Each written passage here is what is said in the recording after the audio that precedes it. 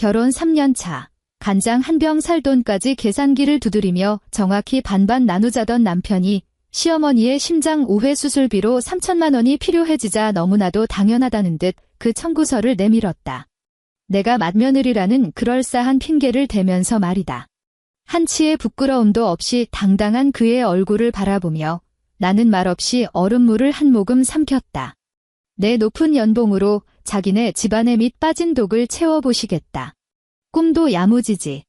나는 단 한 푼도 내지 않을 뿐더러 진짜 철저한 정산이 무엇인지 그들 온 가족에게 뼈저리게 체험하게 해줄 작정이다. 구독 버튼을 누르고 여주인공이 어떻게 반격을 펼치는지 저와 함께 지켜봐 주시기 바랍니다. 자, 이제 이야기가 시작됩니다. 치킨 배달비가 총 4,000원이니까 반반하면 2,000원이네. 방금 내 폰으로 송금 요청 보냈으니까 지금 바로 확인 버튼 눌러. 남편 이민혁은 자기 스마트폰 화면을 내 눈앞으로 들이밀며 화면을 탁탁 2번 두드렸다. 나는 티슈를 뽑아 입가에 묻은 기름기를 닦아내고는 스마트폰을 들어 잠금을 풀고 메신저 창을 열었다.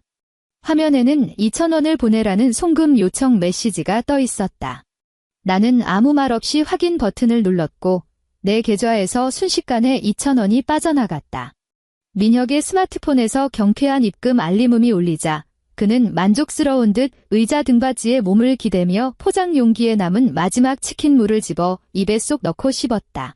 부부 사이일수록 돈 계산은 깔끔해야지. 그는 물을 아삭아삭 씹으면서 마치 자기가 대단히 합리적인 사람이라도 된 양 거들먹거리는 말투로 말했다.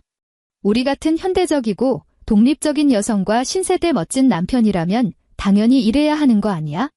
이게 서로를 존중하는 방식이자 우리 가정의 장기적인 재무 건전성을 위한 길이기도 하잖아. 내 말이 맞지, 지훈아? 나는 물잔을 들어 한 모금 마시고는 잔을 테이블 위에 내려놓았다. 달깍 하고 가벼운 소리가 났다. 응, 내 말이 맞네. 나는 그의 말에 대충 맞장구를 치며 자리에서 일어나 테이블 위의 닭뼈와 쓰레기들을 치우기 시작했다. 그는 자기가 이 결혼에서 아주 수지 많은 장사를 했다고 여기거나 최소한 절대 손해는 보지 않았다고 굳게 믿고 있었다. 결혼 전 우리가 마포구에 이 전셋집을 구할 때부터 그는 그 알량한 논리를 내세우며 집안의 규칙을 강압적으로 정했다. 세상이 변해서 남자가 돈을 벌어오고 여자가 살림을 사는 시대는 지났으니 매달 생활비를 100원 단위까지 정확히 반으로 나눠내야 한다고 했다. 그때 나는 10원짜리 하나까지 철저히 계산하며 묘한 생기가 돌던 그의 얼굴을 보고 그저 헛웃음만 나왔다. 미래에 생길 피곤한 언쟁을 피하기 위해 나는 그 철저한 반반 부담 규칙에 동의했을 뿐만 아니라 각자의 자산과 소득 상황을 공개할 때 자연스럽게 내 진짜 능력을 숨겼다. 민혁은 중견기업의 평사원으로 연봉이 대략 5천만 원 정도였다. 반면 나는 글로벌 기업의 재무이사로 연봉이 1억 5천만 원이었다. 나는 그에게 내 월급도 그와 비슷한 수준이며 매달 절반씩 내는 생활비를 감당하기에 빠듯하다고만 말해두었다. 쓸데없는 골칫거리와 그의 질투심을 유발하지 않기 위해 나는 내 소득의 대부분을 그가 모르는 별도의 계좌에 넣어두었다. 자기가 나보다 돈을 3분의 1밖에 못 번다는 사실을 알게 되면 그의 그 알량하고도 연약한 자존심 때문에 온 집안이 발칵 뒤집힐 테고 나는 단 하루도 조용히 살지 못할 것이 뻔했으니까. 어느덧 11월의 셋째 주 주말이 되었다. 노원구의 오래된 구축 아파트 안에는 마늘과 새우젓이 진하게 익어가는 냄새가 가득 배어 있었다. 나는 분홍색 고무장갑을 낀 채 거실 한가운데 놓인 커다란 플라스틱 대야 앞에 쪼그려 앉아 있었다. 한 손으로는 새빨간 김치 속을 한 움큼 쥐고 배추줄기 사이사이를 벌려가며 양념을 꼼꼼히 버무렸다. 대야 안에는 아직도 수십 포기의 절인 배추가 무너져 내린 작은 산처럼 쌓여 있었다. 시어머니 조정숙 여사는 내 옆 소파에 앉아 따뜻한 보리차를 홀짝거리며 곁눈질로 내 행동을 감시하듯 훑어보았다. 당연하게도 시어머니는 우리의 그 잘난 반반 생활비 규칙에 대해 전혀 알지 못했다. 그녀의 눈에 나는 그저 묵묵히 집안의 굳은 일을 도맡아 해야 하는 당연한 맏며느리일 뿐이었다. 지훈아, 양념 좀 골고루 묻혀라. 배추 밑동 쪽이 원래 간이 잘 안 되니까 꾹꾹 눌러서 속을 채워 넣어야지. 안 그러면 며칠 만에 군내가 난다. 조정숙 여사는 찻잔 위로 피어오르는 김을 후후 불며 어른들 특유의 툭툭 내뱉는 명령조로 말했다. 김장 하나 하는데도 이렇게 손이 굼떠서야 나중에 그 많은 식구들 제사는 어떻게 혼자 다 모시려고 그러니? 나는 양념을 바르던 손을 멈추지 않고 고개만 살짝 숙였다. 네, 알겠습니다. 어머니. 3시간 가까이 쪼그려 앉아 있었더니 허리가 끊어질 듯 아파왔다.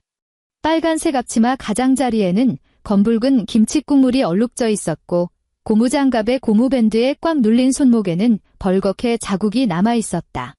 나는 팔을 들어 올려 손등으로 이마에 맺힌 땀을 훔쳐낸 뒤 플라스틱 대야 너머 거실 정면에 있는 TV 쪽을 바라보았다. 민혁은 소파 반대편 맨바닥에 대자로 드러누워 쿠션을 베고서 한 손에 리모컨을 든 채 채널을 휙휙 돌리고 있었다.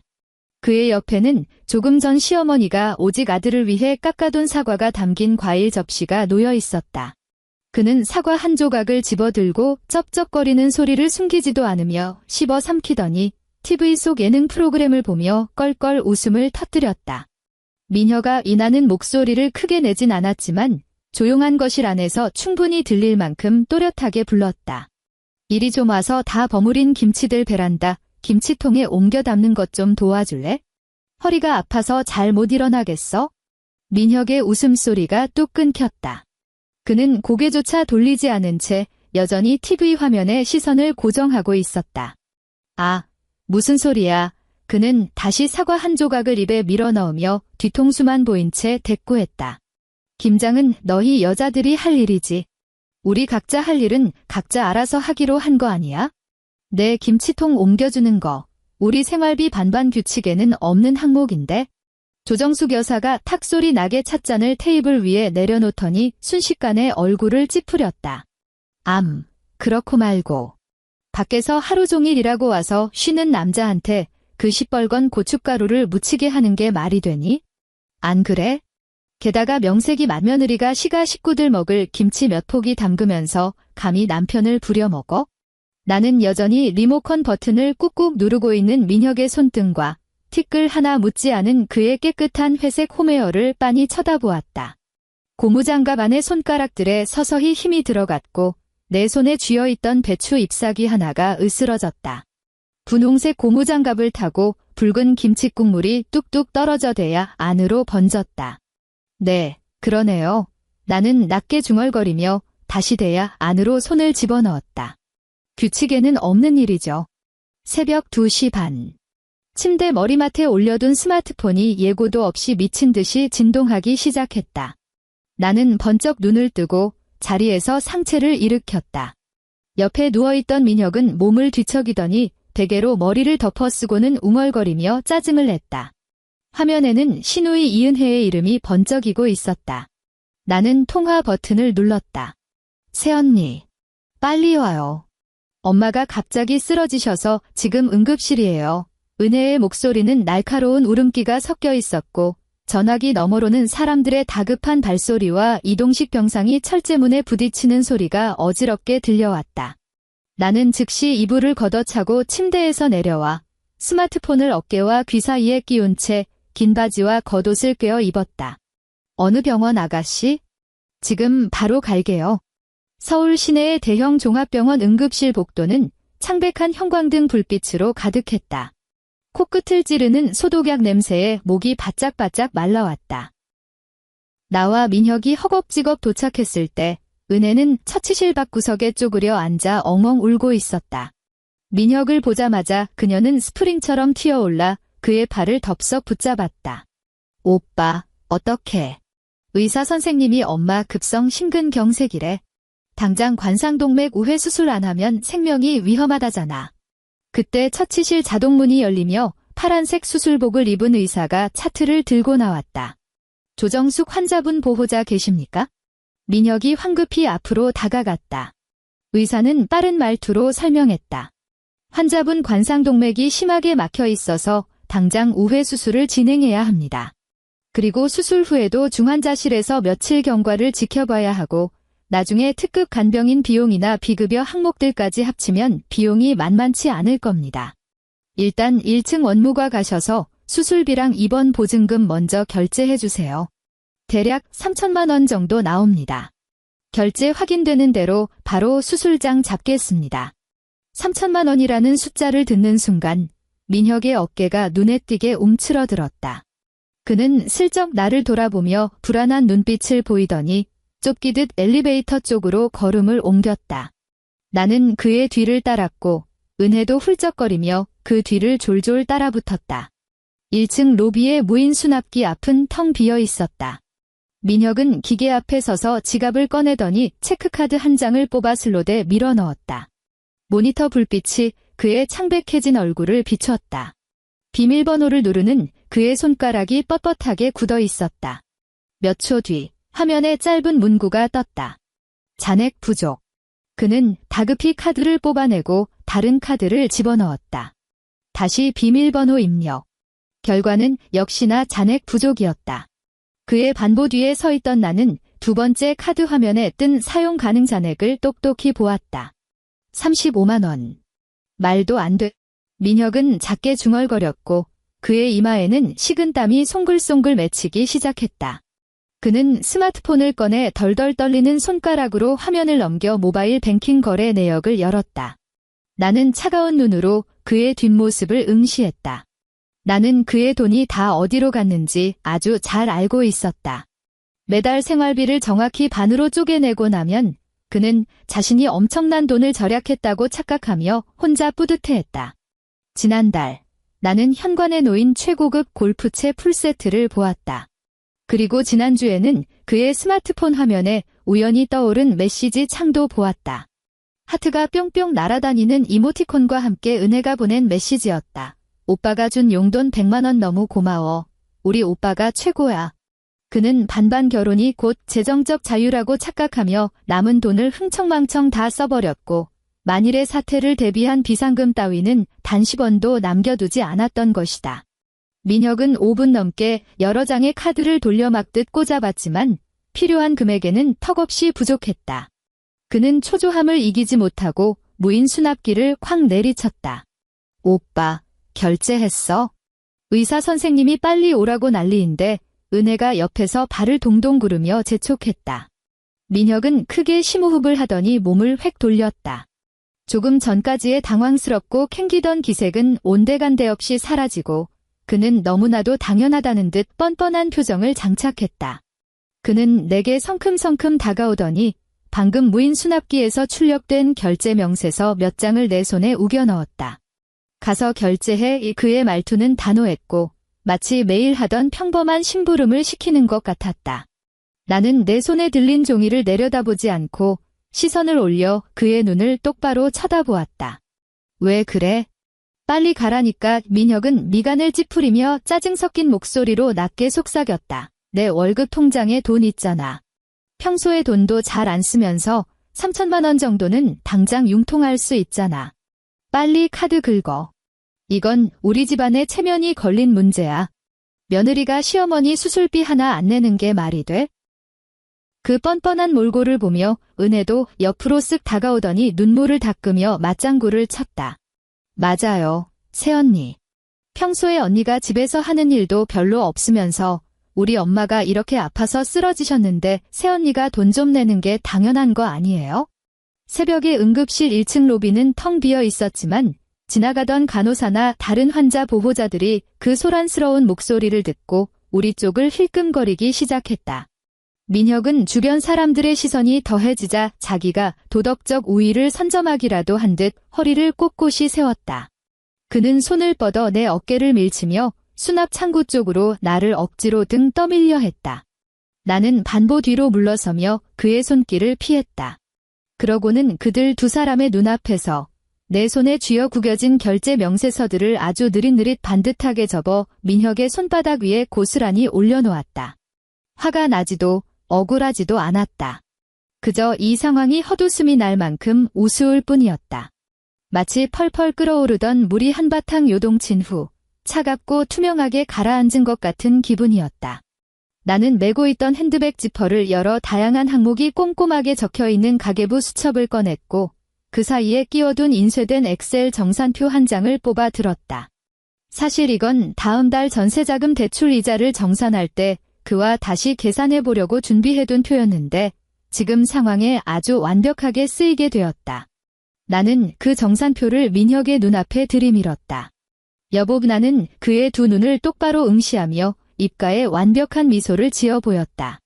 아무래도 당신이 지금 너무 경황이 없어서 우리 집안에 아주 신성하고도 절대적인 규칙을 깜빡한 모양이네. 민혁은 흠칫 놀라며 그 종이로 시선을 내렸다. 지금 이 상황에 무슨 얼어 죽을 영수증을 꺼내? 너 돌았어.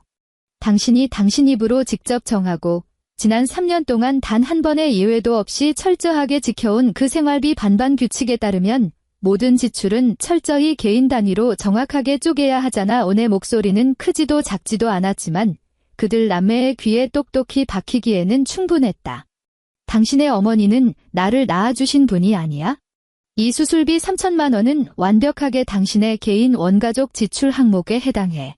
내 월급은 그 항목을 결제할 의무 범위에 포함되지 않아. 민혁의 두 눈이 튀어나올 듯 커졌고 뺨의 근육이 미세하게 경련했다. 너 지금 무슨 헛소리를 짓거리는 거야? 내 시어머니라고. 지금 사람이 죽어가는데 돈 한 푼 안 내고 버티겠다는 거야?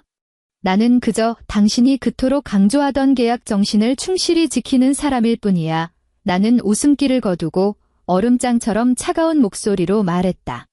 하지만 그래도 우리가 명색이 가족이니까 당신이 정 그 돈을 당장 구할 데가 없다면 내가 도와줄 수는 있어.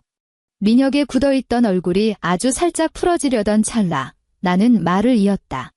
내가 그 돈 당신한테 빌려줄게. 대신 돈 거래는 확실해야 하니까 이자는 법정 최고 이자율인 연 20%로 계산할게. 그리고 내 소중한 자금을 안전하게 보호하기 위해 당신 명의로 된 그 자동차를 담보로 잡아둬야겠어. 지금 당장 차용증 한 장 써서 지장 찍어. 그럼 내 폰으로 바로 입금해 줄 테니까. 응급실 복도의 공기가 내 한마디 한마디에 꽁꽁 얼어붙는 것 같았다. 몇 분 후 응급실 앞 환자 대기 구역은 그야말로 난장판이 되었다. 조정숙 여사는 임시 관찰 병상에 누운 채 수납이 끝나고 수술실로 들어가기만을 기다리고 있었다. 그런데 로비에서 들려온 우리의 대화 내용을 전해 듣고는 누워있던 그녀가 갑자기 숨을 헐떡이며 발작하듯 몸부림치기 시작했다. 아이고, 내 팔자야. 조정숙 여사는 힘겹게 한쪽 팔을 들어 올려 자신의 뒷목을 꽉 잡고서 얼굴이 시뻘겋게 달아오른 채 분노로 벌벌 떨리는 목소리로 소리쳤다. 아이고, 내 혈압. 내가 전생에 무슨 큰 죄를 지어서 저런 독사 같은 년을 집안에 들였을꼬. 어른이 죽어 넘어가는데 눈 하나 깜짝 안 하는 저 몹쓸 것. 박지윤. 당신이 사람이기나 해. 은혜는 꼬리를 밟힌 길고양이처럼 펄쩍펄쩍 뛰었다. 그녀는 내 코앞까지 달려들어 손가락으로 내 얼굴을 삿대질했고 그녀의 긴 네일아트 손톱이 내 눈을 찌를 듯이 위협했다. 생활비 반반은 평소에나 하는 짓이고 지금은 사람 목숨이 왔다 갔다 하는 상황이잖아. 이 싸가지 없고 피도 눈물도 없는 년아, 너한테 인간성이라는 게 눈곱만큼이라도 있긴 해? 우리 오빠가 눈이 삐어도 단단히 삐었지. 너 같은 걸 안 해라고. 주변에서 상황을 지켜보던 사람들이 수군거리기 시작했고 몇몇은 스마트폰을 꺼내 들어 촬영하려는 신용까지 했다. 주변에 웅성거리는 소리를 들은 민혁은 마침내 폭발했다. 그는 내 앞으로 성큼 다가와 이를 뿌득뿌득 갈며 나를 노려보았다. 너 오늘 그 돈 결제 안 하면 우리 사이도 진짜 끝인 줄 알아. 내가 내일 당장 회사며 동네며 사람들이 다 알게 해줄게. 내가 얼마나 피도 눈물도 없는 독한 여자인지 세상에 다 까발려주겠다고. 나는 순식간에 공동전선을 구축하고 나를 오직 현금 인출기 취급하는 이 3명의 가족을 싸늘한 눈으로 훑어보았다. 나는 천천히 손을 들어 내 얼굴을 찌를 듯이 들이밀고 있던 은혜의 손가락을 아주 단호하게 옆으로 쳐냈다. 그리고 주머니에서 내 스마트폰을 꺼냈다. 손가락으로 화면을 몇 번 가볍게 터치하여 2년 전 날짜로 저장된 음성 녹음 파일을 열고는 볼륨을 최대치로 올렸다. 스마트폰 스피커를 통해 민혁의 목소리가 흘러나왔다. 아주 또렷하고 의기양양하며 잔뜩 거들먹거리는 그 특유의 목소리였다. 지훈아, 앞으로 우리 결혼하면 각자 부모님은 각자가 알아서 챙기는 거야.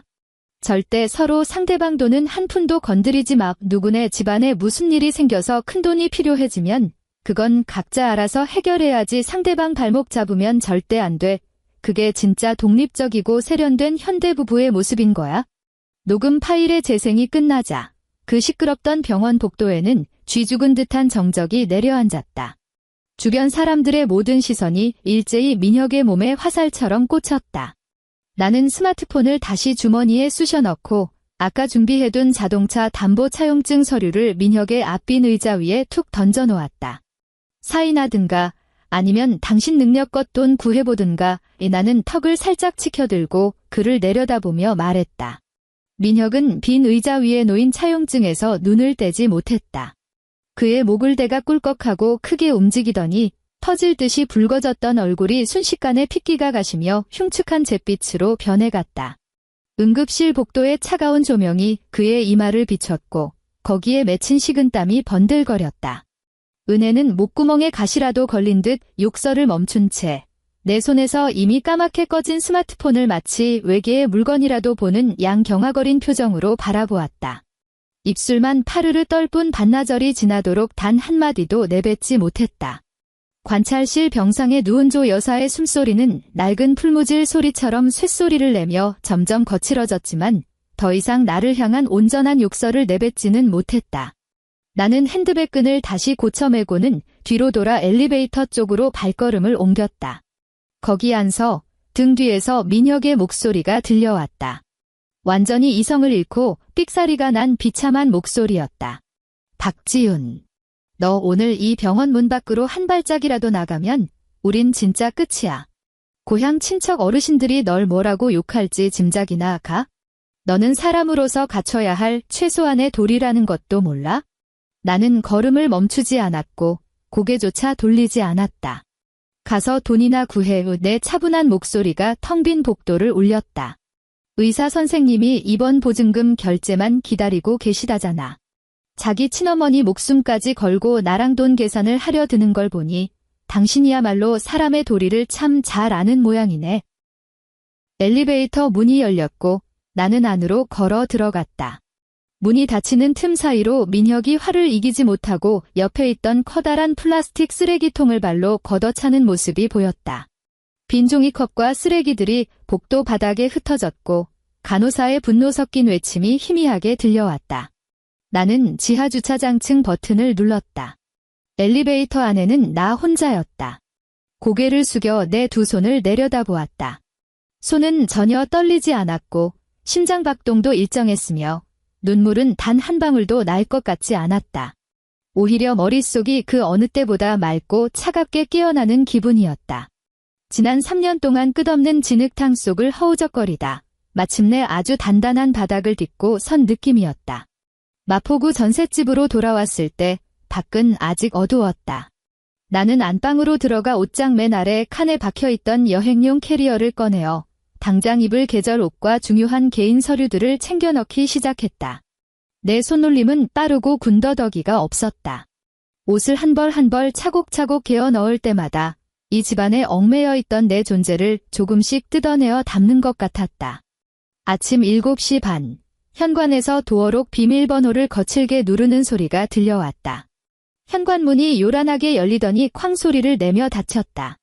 민혁은 온몸에 병원 소독약 냄새와 지독한 담배 냄새를 뒤집어 쓴 채 거실로 뛰어들어왔다. 그의 두 눈은 핏발이 서 있었고 머리카락은 새집처럼 헝클어져 있었으며 그토록 깨끗했던 회색 홈웨어에는 정체를 알 수 없는 얼룩이 군데군데 묻어 있었다. 거실 한가운데 덩그러니 놓인 커다란 캐리어를 발견한 그는 발걸음을 우뚝 멈췄다. 너 지금 뭐 하는 짓이야? 덫에 걸려 코너에 몰린 야수가 으르렁거리듯 그가 낮게 깔린 목소리로 물었다. 나는 은행 거래 명세서 복사본 몇 장을 핸드백에 마저 쑤셔 넣고 지퍼를 채웠다. 보면 몰라? 짐 싸서 나가는 길이야. 민혁이 성큼성큼 다가오더니 캐리어 손잡이를 콱 틀어쥐었다. 그의 손등 위로 핏줄이 툭 붉어져 나와 있었다. 지훈아, 제발 그만 좀 해. 그가 깊은 한숨을 내쉬더니 갑자기 말투를 누그러뜨리며 심지어 애원하는 듯한 기색까지 보였다. 어젯밤 병원에서는 내가 너무 급해서 말이 좀 헛나왔어. 어머니 수술은 벌써 들어가셨어. 큰아버지한테 전화해서 사정사정해가지고 간신히 3천만 원 빌려서 병원비 냈단 말이야. 거봐, 다 해결됐잖아. 근데 지금 와서 또 무슨 심통을 부리는 건데? 캐리어 손잡이를 꽉 쥐고 있는 그의 손을 보며 나는 실소가 터져나왔다. 해결됐다고. 나는 코웃음을 쳤다. 당신이 사채를 끌어다 썼든 친척 돈을 빌렸든 그게 나랑 무슨 상관이야. 내가 나가는 건 우리 이제 이혼할 거니까. 이혼이라는 단어가 떨어지기가 무섭게 민혁의 얼굴에 씌워져 있던 알량한 가면이 산산조각 났다. 그는 캐리어 손잡이를 쥐었던 손을 확 놓더니 뒤로 한 걸음 물러서서 마치 정신병자를 보는 듯한 눈빛으로 나를 쳐다보았다. 내가 너보고 어머니 수술비 좀 내라고 했다고 이래? 내가 방금 돈 빌려서 다 해결했다고 말했잖아. 그가 갑자기 악을 쓰며 내 얼굴을 향해 손가락질을 해댔다. 박지윤, 너 정신에 문제 있어? 우리가 평소에 생활비 반반 나누는 건 우리가 현대사회의 독립적인 부부니까 그런 거고. 그래도 살다가 이런 큰일이 생기면 아내 된 도리로서 나랑 같이 짐을 나눠져야 하는 게 당연한 거 아니야? 지금 내 행동이 뭔지 알아? 물에 빠진 사람 돌 던지는 꼴이라고. 같이 짊어지라고. 나는 그 네 글자를 곱씹으며 지난 3년 동안 들었던 말 중 가장 어이없는 농담이라고 생각했다. 나는 거실 테이블로 다가가 어젯밤에 차마 써먹지 못했던 그 엑셀 정산표를 집어들어 그의 가슴팍에 정면으로 냅다 던졌다. 종이들이 그의 발밑으로 흩날렸다. 지난 3년 동안 집 인터넷 요금까지 매달 정확히 반으로 나누자고 했지? 배달 음식에 들어간 계란 프라이 하나 더 먹었다고. 단톡방에 청구서까지 올리면서 500원 더 내라고 했잖아. 나는 그의 두 눈을 똑바로 응시하며 또박또박 내뱉었다. 내가 골프채 풀세트를 샀을 때, 내 여동생한테 100만 원씩 용돈을 쥐어줬을 때, 그때는 왜 내가 내 아내라는 걸 생각 못했니? 민혁의 눈동자가 흔들렸지만 그는 이내 목에 핏대를 세우며 적반하장으로 나왔다. 그건 내 개인 지출 자금이었어. 내가 생활비 아껴서 내 돈으로 우리 가족한테 효도 좀 하겠다는데 그게 무슨 잘못이야. 내가 아낀 돈이라고. 나는 한 걸음 앞으로 다가갔다. 내가 아꼈다는 그 돈. 내가 시댁에서 소처럼 일하고 개처럼 구르면서 번 노동의 대가야. 내가 이런 피 빨리는 생활을 앞으로도 계속 견딜 줄 알았어? 민혁은 내 기세에 눌려 뒷걸음질 치다 종아리가 소파 가장자리에 부딪혔다. 팩트 폭행에 자존심이 짓밟힌 그는 화가 머리끝까지 나서는 거실 테이블 위에 있던 유리 물컵을 덥석 집어들었다. 우리가 처음 이사 왔을 때 하나씩 골랐던 커플 컵 중 하나였다. 그의 팔이 허공에서 반원을 그렸고 잔뜩 힘이 들어간 손관절은 하얗게 질려 있었다. 내가 뭘 알아. 이 이기적인 여자야. 그는 짐승처럼 포효했다. 물컵은 TV장 모서리에 정통으로 맞아 산산조각 났다. 어젯밤 미처 다 마시지 못한 차가운 물과 함께 유리 파편이 사방으로 튀었다. 깨진 유리 조각 몇 개가 내 발등으로 튀어오르며 얕고 붉은 생채기를 냈고 차가운 물방울이 발목을 타고 슬리퍼 안으로 흘러내렸다. 거실에는 나무 바닥으로 물방울이 뚝뚝 떨어지는 소리 외에는 쥐 죽은 듯한 정적이 감돌았다. 민혁은 바닥에 흩어진 유리 조각들을 내려다보며 가슴을 거칠게 오르내렸다. 아마도 예전처럼 내가 고개를 푹 숙인 채 말없이 빗자루를 가져와 치우기를 기다리는 눈치였다. 나는 발등에 난 핏자국을 힐끔 쳐다보고는 아무 말 없이 돌아서서 안방 문 앞으로 걸어갔다. 들어가서 문을 닫았다. 문 손잡이에 달린 전자 도어록의 비밀번호 변경 버튼을 눌렀다. 내 생일로 새 비밀번호를 설정하고 확인 버튼을 꾹 눌렀다. 철컥 하는 둔탁한 소리와 함께 잠금 장치가 튀어나오며 우리는 완전히 두 개의 다른 세계로 단절되었다. 박지윤. 당장 문 열어. 밖에서 민혁이 문을 걷어차는 소리가 들려왔다. 문 잠그면 다 끝인 줄 알아? 이 집 절반은 내 거야. 당장 나와서 똑바로 말해. 야. 나는 밖에서 들려오는 그의 무능한 분노를 가볍게 무시했다. 책상 서랍을 열고 미리 준비해두었던 마지막 서류들을 꺼내 파일철에 차곡차곡 담았다. 이제 원래부터 내 것이었던 모든 것을 되찾을 시간이다. 오전 10시 서초구의 한법률 사무소. 최 변호사는 콧등에 걸친 무태안경을 치켜올리며 내가 건넨 두툼한 파일 3개를 아주 꼼꼼히 넘겨보고 있었다. 사무실 안에는 종이 넘어가는 스스럭거리는 소리와 중앙 냉난방기의 미세한 작동음만이 감돌았다. 한참이 지난 후 그는 고개를 들었다. 그의 눈빛에는 숨길 수 없는 놀라움이 서려 있었다. 박 선생님, 제가 이혼 재산 분할 사건을 참 많이 다뤄봤는데요. 최 변호사는 은행 거래 내역서 한 장을 뽑아 책상 위에 반듯하게 펼쳐놓았다. 두 분처럼 결혼 3년 동안 계좌가 이렇게까지 철저하게 분리되어 있고 5만 원 이상 넘어가는 애매한 지출 내역조차 단 한 건도 없는 경우는 정말이지 처음 봅니다. 나는 가죽 의자 등받이에 몸을 기대며 비서가 막 내온 커피를 한 모금 마셨다. 그 사람은 계약 정신이 아주 투철한 사람이거든요. 제가 자기 돈을 단 10원이라도 뜯어갈까 봐 마트에 가서 두루마리 휴지를 같이 사도 영수증에 빨간 펜으로 동그라미를 쳐서 자기가 쓰는 면롤값만 따로 계산하는 사람이니까요. 최 변호사는 씁쓸한 미소를 지으며 고개를 저었다. 이어서 그는 3번째 파일을 열었다. 그것은 어젯밤 내가 꺼내 들었던 엑셀 정산표의 출력본이었다. 표를 살피는 그의 시선이 점점 오래 머물렀고 그의 눈썹이 서서히 위로 치켜 올라갔다. 이건 최 변호사가 어느 한 항목을 손가락으로 가리켰다. 추석 차례상 준비 노무비? 그리고 이건 김장철 인건비인가요? 맞습니다. 나는 커피잔을 내려놓고 상체를 살짝 앞으로 기울였다. 최 변호사님, 이민혁 씨가 결혼 후 생활비의 완벽한 반반 부담을 그토록 강력하게 주장했다면 아내가 시댁을 위해 무료로 가사 노동을 제공해야 한다는 도덕적 의무 따위는 성립하지 않는 거잖아요. 지난 3년 동안 저는 시댁에 내려가 총 6번의 대형 제사를 치렀고 그때마다 꼬박 12시간 넘게 쉴 틈 없이 일했습니다. 매년 겨울에는 300포기가 넘는 김장을 혼자 도맡아 해야 했고요. 나는 손끝으로 표에 적힌 숫자들을 짚어나갔다. 제가 다 알아봤습니다. 지난 3년간 서울시 가사 도우미 시장의 평균 시급에 명절 휴일 특근 가산수당 1.5배를 곱하고 거기에 대규모 김장이라는 중노동 특수수당까지 얹어서 계산한 겁니다. 지난 3년 동안 그가 저에게 일방적으로 강요한 가사 노동에 대한 미지급 보상금, 총 2,750만 원입니다. 그 모든 시간대의 기록, 제가 현장에서 직접 녹음한 음성 파일, 그리고 그 시간에 자기는 소파에 누워 텔레비전만 보며 전혀 손 하나 까딱하지 않은 걸 증명하는 영상 증거까지 전부 그 USB 안에 들어 있습니다. 최 변호사는 나를 가만히 쳐다보더니 갑자기 작게 웃음을 터뜨렸다. 그는 파일들을 다시 가지런히 정리하고는 양손을 깍지 껴 책상 위에 올렸다.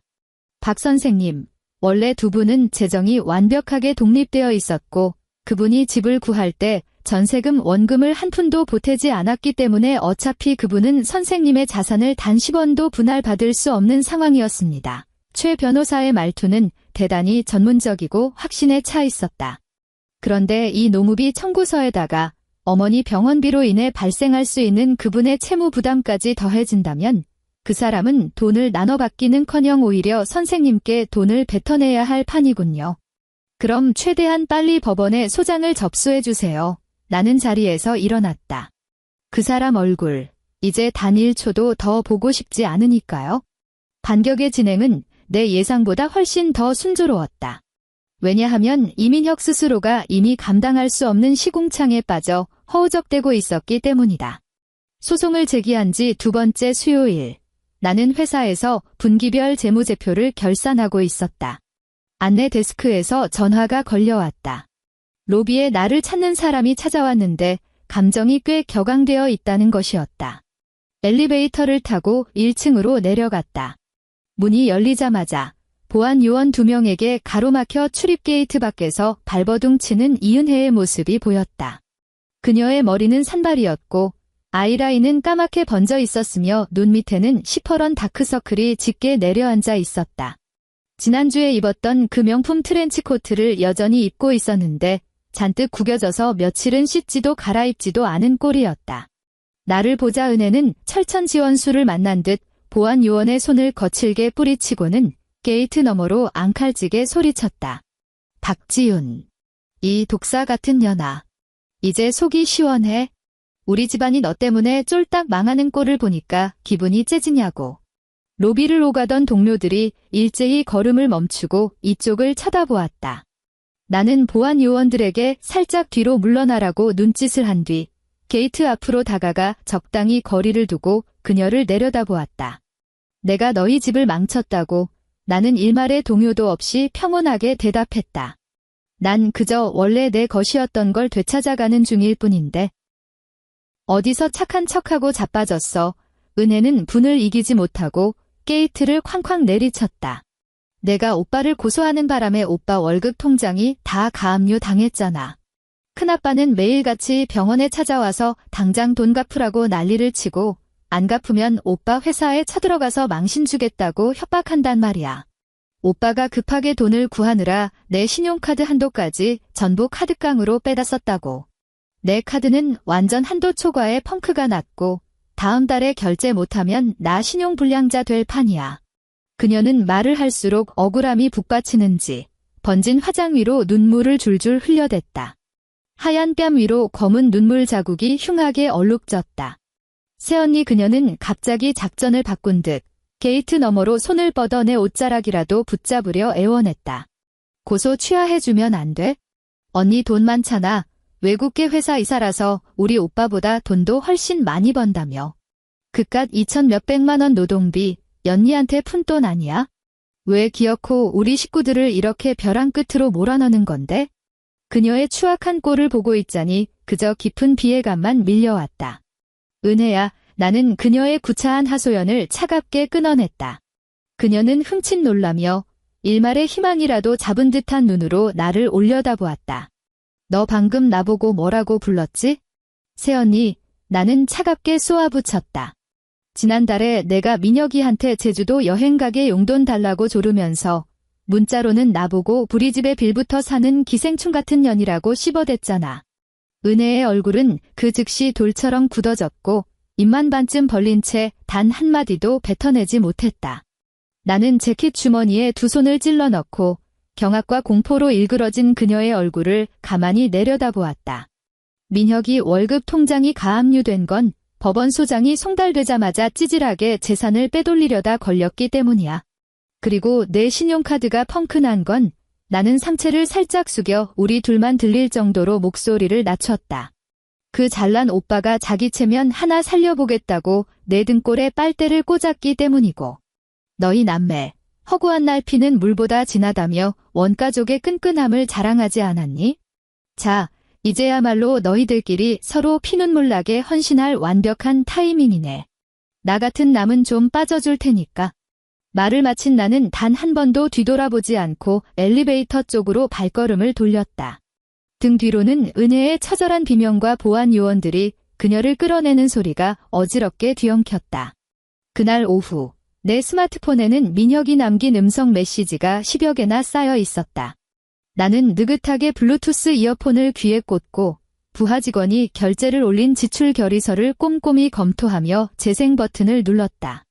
첫 번째 메시지에는 이성을 잃고 씩씩거리는 고함 소리가 담겨 있었다. 박지윤. 내가 감히 나를 함정에 빠뜨려? 내 뒤통수를 쳐?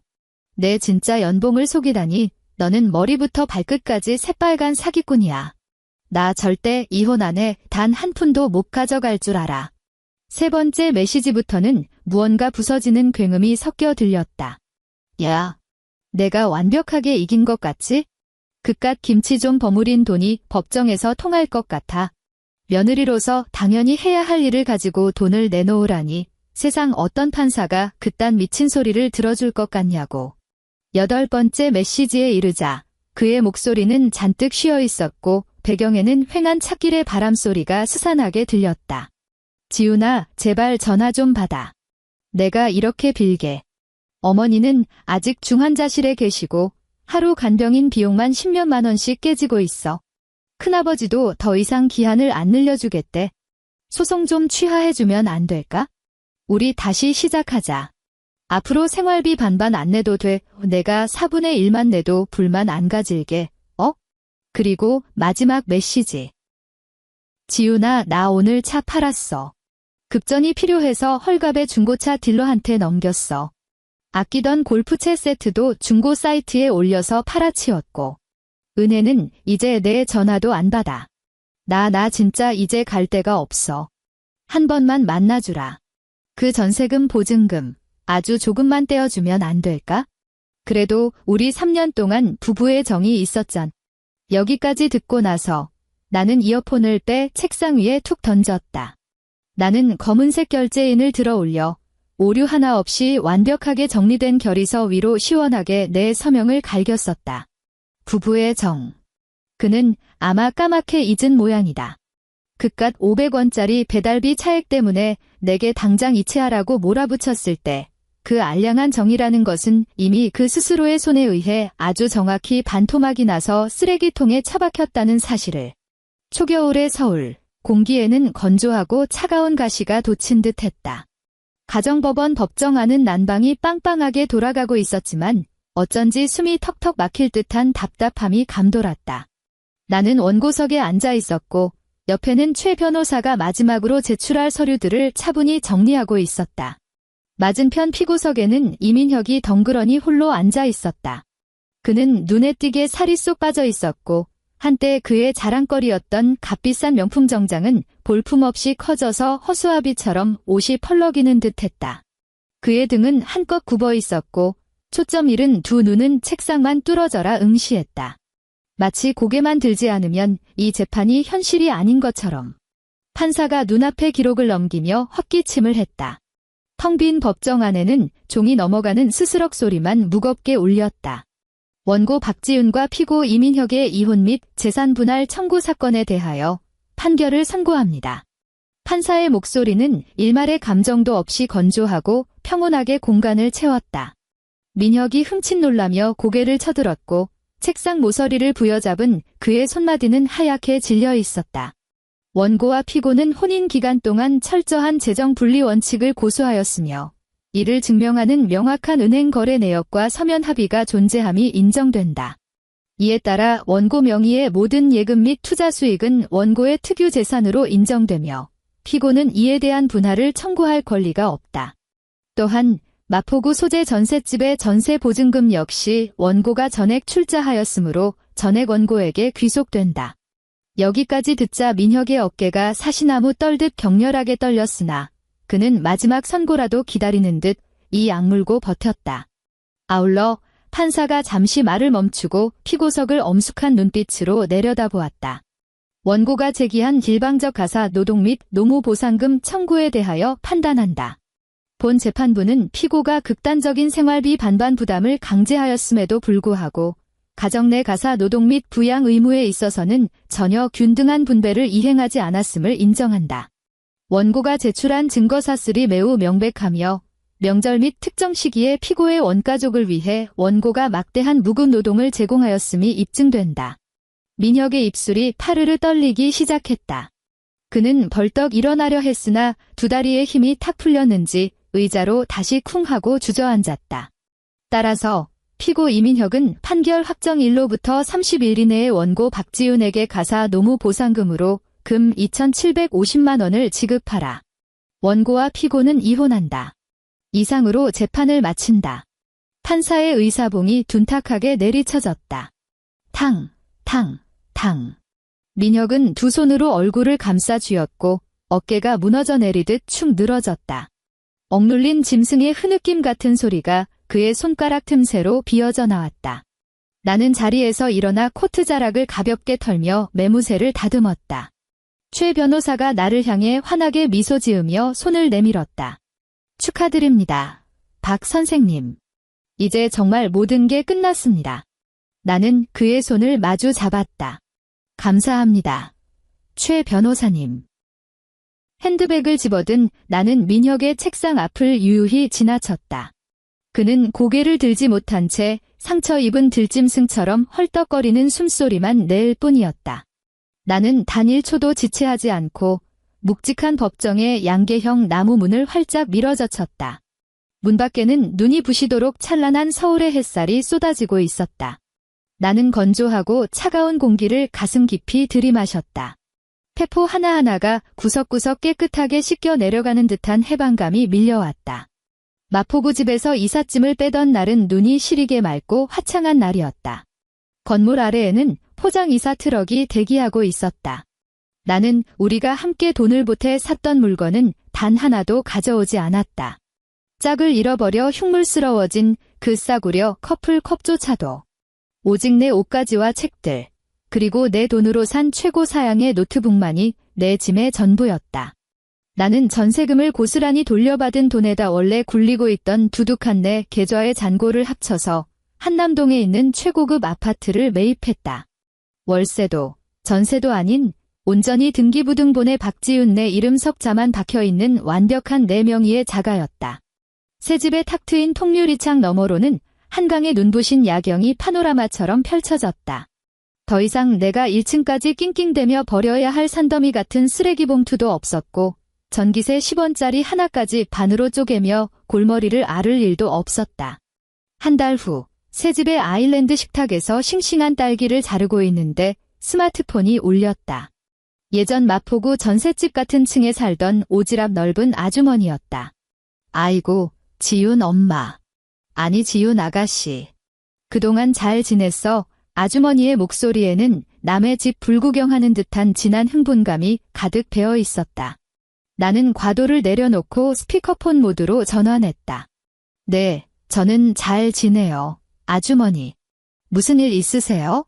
어머, 내가 입이 근질거려서 참을 수가 있어야지. 그 전 남편 말이야, 이민혁. 아주머니는 마치 특급 기밀이라도 발설하듯 목소리를 바싹 낮췄다. 지난주에 내가 길모퉁이 편의점에 간장 하나 사러 갔거든. 근데 글쎄 거기서 누구를 봤게? 그 인간이 편의점 조끼를 입고 카운터에서 바코드 띡띡 찍고 있더라고. 사방팔방 친척들한테 빚을 지는 바람에 낮에는 회사에서 일하고 밤에는 투잡으로 알바 뛰면서 빚 갚고 있다나 봐에 내가 계산하려고 서 있으니까 아주 고개를 포스기에 쳐박고 들지를 못하더라고. 나는 썰어둔 딸기 하나를 집어 입에 쏙 넣었다. 과즙이 꿀처럼 달콤했다. 그래요. 당분간 꽤나 고생 좀 하겠네요. 어디 그뿐인 줄 알아? 그 전 시어머니 말이야. 아주머니의 목소리가 한 옥타브 치솟았다. 며칠 전에 퇴원했는지 우리 단지 앞까지 기어와서는 동네 할망구들 붙잡고 질질 짜면서 하소연을 하더라고. 며느리라는 년이 피도 눈물도 없이 지네 집안 피를 쪽쪽 빨아먹고 도망갔다면서 말이야. 근데 결과가 어땠을 것 같아. 아주머니가 전화기 너머로 호탕하게 웃음을 터뜨렸다. 옆동 박 여사가 그 자리에서 면박을 딱 주잖아. 박 여사가 그 아줌마 코앞에 대고 삿대질을 하면서 그러는 거야. 아니 말이 되는 소리를 하셔. 아들내미가 피임구 살 돈까지 마누라랑 반반 쪼개자고 징징대는 판국에 세상 천지 어느 미친년이 당신네 집구석 공짜 ATM기를 하겠냐고. 당신 아들이 편의점 알바나 뛰는 건 다 자기 업보 처맞은 거지. 아이고. 그 전 시어머니 얼굴이 완전 시뻘개져서는 뒷목 잡고 도망치듯 꽁무니를 뺐어. 그 뒤로는 우리 단지 근처에 얼씬도 못한다니까. 아주머니의 실감나는 중계방송을 들으며 나는 가볍게 소리내어 웃었다. 아주머니, 재밌는 소식 전해주셔서 감사해요. 근데 저 이제 식사 준비를 해야 해서 다음에 또 시간 날 때 연락할게요. 전화를 끊고 썰어둔 딸기들을 고급스러운 도자기 볼에 예쁘게 담아냈다. 한남동의 밤이 완전히 내려앉아 드넓은 한강 수면 위로 도시의 화려한 불빛들이 보석처럼 일렁였다. 나는 과일 볼을 들고 거실 소파로 다가가 깊숙이 몸을 묻었다. 거실 테이블 위에는 방금 배달 앱으로 주문한 야식이 놓여 있었다. 갓 튀겨낸 치킨 한 마리와 무 2팩, 그리고 얼음처럼 차가운 미니 콜라 한 병. 포장 용기를 열자 짭조름하고 고소한 치킨 냄새가 거실을 가득 채웠다.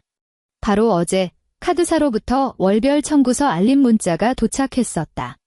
나는 지난 3년간 단 하루도 빠짐없이 그래왔던 것처럼 조건반사적으로 스마트폰 계산기 앱을 열지 않았다. 총결제 금액을 입력하고 조심스럽게 나누기 2를 누른 다음 내가 이번 달에 내 목보다 더 많은 돈을 쓰지는 않았는지 검열할 필요가 없었다. 나는 방금 배달원이 음식과 함께 건네준 하얀 영수증을 무심하게 집어들었다. 그곳에는 치킨 2만 원, 배달비 4,000원, 총계 2만 4,000원이라고 아주 선명하게 찍혀 있었다. 나는 그 배달비 4,000원이라는 글자를 빤히 내려다보았다. 예전 같았으면 이 숫자는 내가 즉시 메신저 앱을 열어 2,000원 송금 요청을 보내야 한다는 신호였을 것이다. 그리고 민혁이 의기양양한 표정으로 남은 마지막 무 조각을 쩝쩝거리며 씹어먹는 모습을 지켜봐야 한다는 뜻이기도 했다. 내 돈을 내고 내가 산 음식을 먹으면서도 마치 적선이라도 받는 듯한 끔찍한 굴욕감을 견뎌야 한다는 의미였다. 나는 손가락을 뻗어 그 깃털처럼 가벼운 종이 쪼가리를 양손으로 잡았다. 가볍게 힘을 주었다. 찌익. 영수증은 가운데를 따라 위에서 아래로 단숨에 반으로 찢어졌다. 그리고 다시 겹쳐서 내 조각으로 북북 찢어버렸다. 나는 그 잘게 찢긴 종이 조각들을 옆에 있는 휴지통에 가볍게 던져 넣었다. 신경을 긁어대던 계산기 두드리는 탁탁 소리도 얄미운 송금 알림음도 기름때가 잔뜩 묻어 번들거리던 스마트폰 화면도 이제는 없었다. 넓은 거실 안에는 창밖을 맴도는 희미한 바람 소리와 나 자신의 고요하고 자유로운 숨소리만이 가득할 뿐이었다. 나는 젓가락을 들어 온전한 치킨 무 한 조각을 콕 찍어 입에 넣었다. 아삭아삭하고 기분 좋게 새콤하며 은은하게 달콤했다. 입맛에 아주 딱 맞았다. 오늘의 이야기는 여기까지입니다. 이 이야기가 여러분의 속을 시원하게 뚫어주었기를 바라며 늘 행복하시길 기원합니다. 우리는 다음 이야기에서 다시 만나요.